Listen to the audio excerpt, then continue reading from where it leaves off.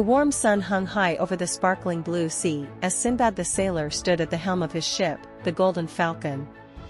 His heart, always restless for new adventures, beat with excitement as he sailed toward the mysterious land of Saphir, a kingdom known for its beauty, wealth, and the legendary warrior princess who ruled over it.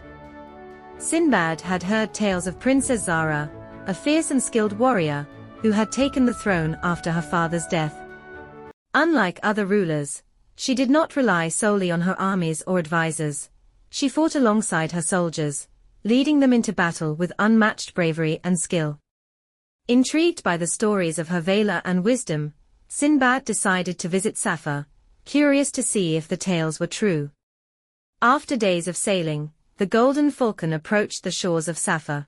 The kingdom was as beautiful as the stories had described: lush green hills, towering mountains, and a majestic palace that gleamed in the sunlight.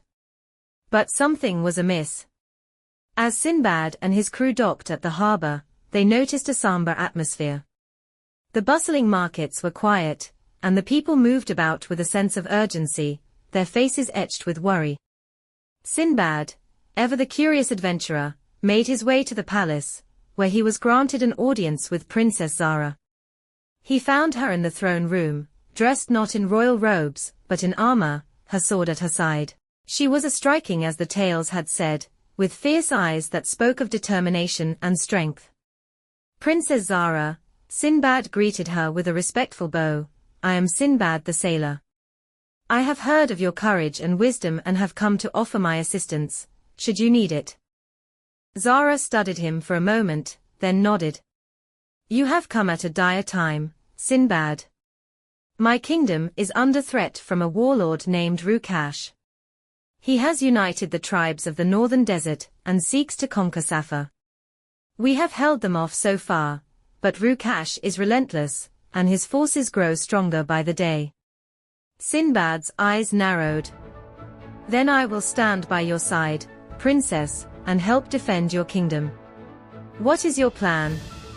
ZARA led Sinbad to a large map spread out on a table. "Rukash's camp lies beyond the Valley of Shadows, where the land is treacherous, and the winds howl like spirits. He expects us to wait for his attack, but I intend to strike first. We will take a small force through the valley and attack his camp under the cover of night. It is a dangerous plan, but it may be our only chance to catch him off guard." Sinbad admired ZARA's boldness and quickly agreed to the plan. That evening, as the sun dipped below the horizon, Sinbad, ZARA, and a small band of warriors set out for the Valley of Shadows. The journey was as perilous as ZARA had warned. Sharp rocks jutted from the ground, and the wind howled through the narrow passages, carrying with it the eerie cries of unseen creatures. But Sinbad and the warriors pressed on, driven by their determination to protect Saphir. By the time they reached the edge of Rukash's camp, night had fallen, and the desert was bathed in the pale light of the moon. The camp was vast, with fires burning brightly and the sound of soldiers laughing and talking echoing through the air. ZARA motioned for her warriors to spread out and surround the camp. Then, with Sinbad at her side, she led the charge. They moved swiftly and silently, taking out the guards at the perimeter before the alarm could be raised. Sinbad marveled at ZARA's skill. She moved with the grace of a dancer and the precision of a seasoned warrior, her sword flashing in the moonlight, as she cut down any who stood in her way. Soon, the camp was in chaos. Rukash's men, caught off guard, scrambled to defend themselves, but they were no match for the ferocity of ZARA's warriors. Sinbad fought alongside ZARA, his sword swinging in wide arcs as he cut through the enemy ranks. The two of them made their way to the heart of the camp, where Rukash himself stood, a towering figure clad in black armor. Rukash snarled as he saw them approach, drawing his massive sword. "So, the warrior princess has come to face me herself," he growled. "You are brave, but foolish. This land will be mine." ZARA stepped forward, her eyes blazing with determination. "This land belongs to the people of Saphir, and I will not let you take it." With a roar, Rukash charged at her, swinging his sword with all his might.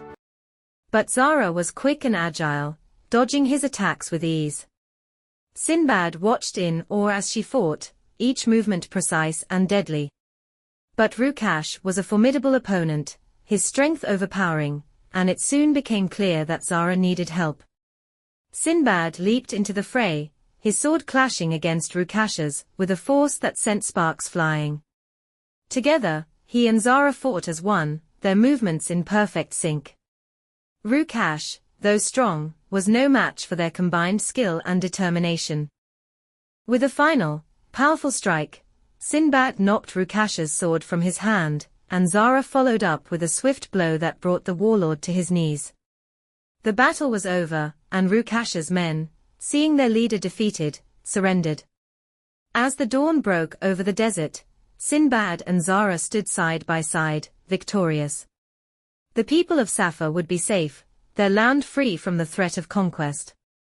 Back in the palace, the warriors were celebrated as heroes, and Princess Zara's leadership was praised by all. Sinbad prepared to leave Safa, his heart filled with admiration for the warrior princess, who had fought so bravely to protect her kingdom. As he stood on the deck of the Golden Falcon, ready to set sail, Zara approached him. "Thank you, Sinbad," she said, her voice filled with gratitude. "You have proven yourself, not only a skilled sailor, but a true friend to Safa. You will always be welcome in my kingdom." Sinbad smiled and bowed. "It was an honor to fight alongside you, Princess Zara.